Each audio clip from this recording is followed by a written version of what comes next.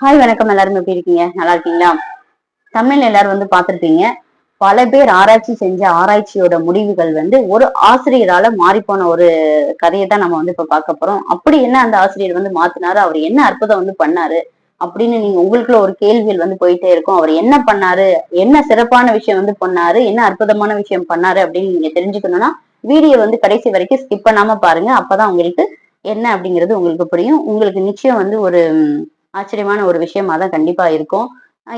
நம்ம ஆசிரியர்கள் அப்படின்னு சொன்னாலே நமக்கு ஞாபகத்துக்கு வர்றது எது? நம்மளுடைய ஸ்கூல் லைஃப் தான். அங்க எவ்வளவு அற்புதமான விஷயங்கள், எது மறக்க முடியாத விஷயங்கள் எல்லாமே நம்மளுடைய கண்ணு முன்னாடி போகும். அதுல ஆசிரியர்கள் ரொம்ப முக்கிய பங்குன்னு தான் சொல்லணும். இந்த உலகத்துல இருக்கிற எல்லா மனிதர்களுக்குமே அவங்களோட வாழ்க்கையில நடந்த ஒரு அற்புதமான ஒரு தாக்கத்தை ஏற்படுத்தினது ஆசிரியரா தான் இருக்க முடியும்.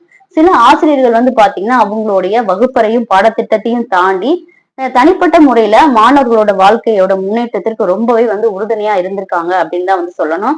ஏன்னா அவங்க பிற்காலத்துல அவங்களுடைய வாழ்க்கையில அந்த அளவுக்கு ஒரு முன்னேற்றத்தை ஏற்படுத்திருக்காங்கன்னு தான் சொல்லணும்.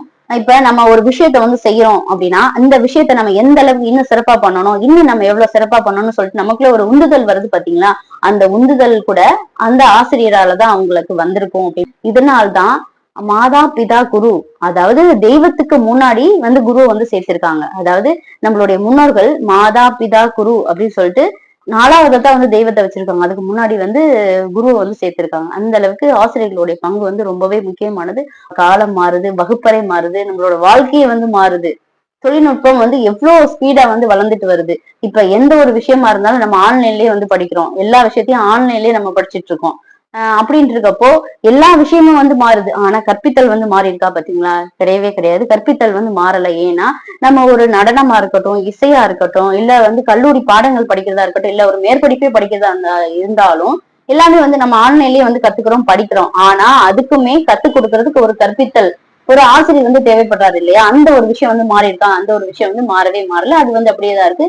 அந்த அளவுக்கு ஆசிரியர்கள் பாடநூலையும் தாண்டி தனி மனிதனோட வாழ்க்கையில தனிப்பட்ட முறையில மாணவரோட வாழ்க்கையிலோட முன்னேற்றத்துக்கு ரொம்பவே ஆதரவா இருந்திருக்காங்கன்னு தான் சொல்லணும். ஆதரவாவும் இருந்திருக்காங்க, இருக்கிறாங்க, இனிமேலும் இருப்பாங்க அப்படின்னு தான் சொல்லணும். இந்த மாதிரியான ஒரு அற்புதமான ஒரு ஆசிரியரை பத்தி தான் நம்ம இந்த வீடியோல பார்க்க போறோம். எல்லாரும் ஸ்கிப் பண்ணாம பாருங்க.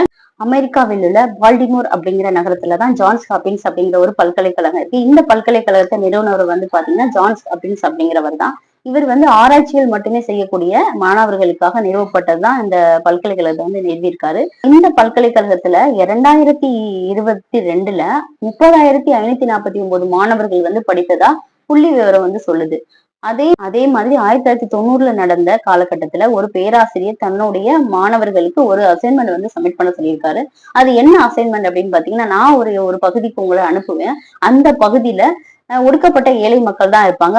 அவங்கள்ல 12ல இருந்து 16 வயதுக்குட்பட்ட ஒரு 200 பேரை நீங்க எடுத்துக்கோங்க. அவங்களுடைய வாழ்க்கை சூழல், அவங்களுடைய பின்புலம் எப்படி இருக்கு அப்படிங்கிறத நீங்க ஒரு புள்ளி விவரமா சேகரிச்சுக்கோங்க. அதுக்கப்புறம் அவங்க 20 வருஷத்துக்கு அப்புறம் அவங்களுடைய வாழ்க்கை சூழல் எந்த மாதிரி இருக்கும், அவங்க எந்த மாதிரியான துறைகள்ல அவங்க இருப்பாங்க அப்படிங்கிறத எனக்கு புள்ளி விவரமா நீங்க ஒரு ஆய்வறிக்கை நீங்க சப்மிட் பண்ணுங்க அப்படின்னு சொல்லியிருக்காங்க. அதன்படி அந்த ஆய்வுக்குழு அந்த இடத்துக்கு போய் ஒரு 200 பேரை செலக்ட் பண்ணி அவங்களுடைய வாழ்க்கை சூழல் பின்புலம் எல்லாத்தையும் ஒரு புள்ளி விவரமா ஒரு ஆய்வறிக்கை சப்மிட் பண்றாங்க. இதை பேராசிரியர்கள் எல்லாம் படிக்கிறாங்க. அப்ப அவங்களுக்கு எல்லாம் ஒரு மிகப்பெரிய ஒரு ஆச்சரியம் காத்துட்டு இருக்கு. என்ன அப்படின்னு பாத்தீங்கன்னா, அந்த ஆய்வுல 90% பேர் சிறையில தான் அவங்களுடைய காலத்தை கழிப்பாங்க அப்படின்னு சொல்லிட்டு இருக்கு.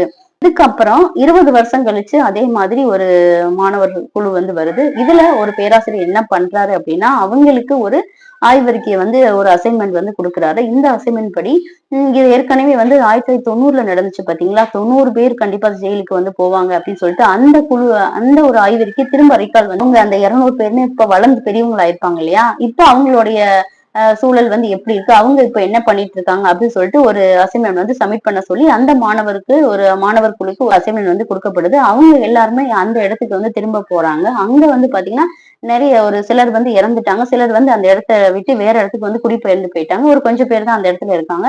கிட்டத்தட்ட ஒரு 175 பேரை அவங்களால கண்டுபிடிக்க முடிஞ்சிருச்சு அந்த 200 பேர்ல.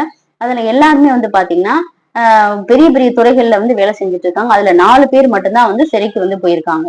எல்லாத்துக்குமே அவங்களுக்கு ரொம்பவே அந்த ஆய்வுக்குழுக்கு ரொம்பவே ஆச்சரியமா இருந்தது. ஏன்னா அவங்க முன்னாடி சொன்ன அந்த ஆய்வறிக்கையில 1990ல நடந்த அந்த ஆய்வறிக்கையில 90% பேர் வந்து ஜெயிலுக்கு போவாங்க அப்படின்னு சொல்லிட்டு இருந்தது இல்லையா? ஆனா இதுல அப்படி கிடையாது. இதுல நிறைய பேர் அவங்க பெரிய பெரிய துறைகள்ல வந்து பணிபுரியறவங்களா இருக்காங்க. இது அவங்களுக்கு ரொம்பவே வந்து ஆச்சரியமா இருக்கு. அதனால திரும்ப திரும்ப விசாரிக்கிறாங்க. திரும்ப திரும்ப என்ன காரணம் அப்படின்னு சொல்லிட்டு கேட்கிறப்ப, அங்க இருக்கிறதுல 75% பேர் என்ன சொல்றாங்க அப்படின்னா, அதுக்கு ஒரே ஒரு மனுஷியத்தான் வந்து அடையாளம் காட்டுறாங்க. யார் அப்படின்னு பாத்தீங்கன்னா, அவங்க ஒரு ஆசிரியை.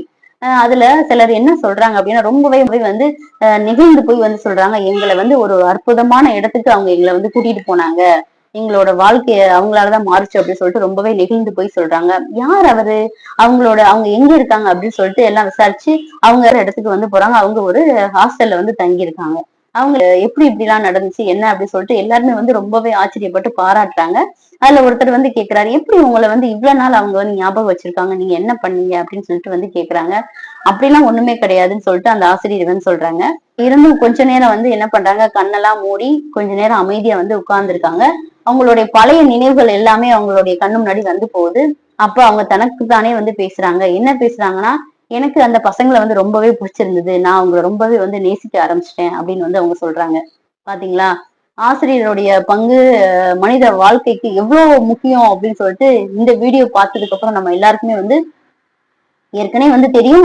இது ஆதாரபூர்வமா ஒரு விஷயம் நடந்தப்போ நம்மளால அத வந்து இன்னும் நம்ம அதிகமாவே ஒரு ஆசிரியர் மேல நமக்கு ஒரு அன்பு வந்து இருந்திருக்கும்னு நினைக்கிறேன். இந்த வீடியோ உங்களுக்கு பிடிச்சிருந்ததுன்னா லைக் பண்ணுங்க, ஷேர் பண்ணுங்க, மறக்காம வந்து சப்ஸ்கிரைப் பண்ணுங்க. பாய்.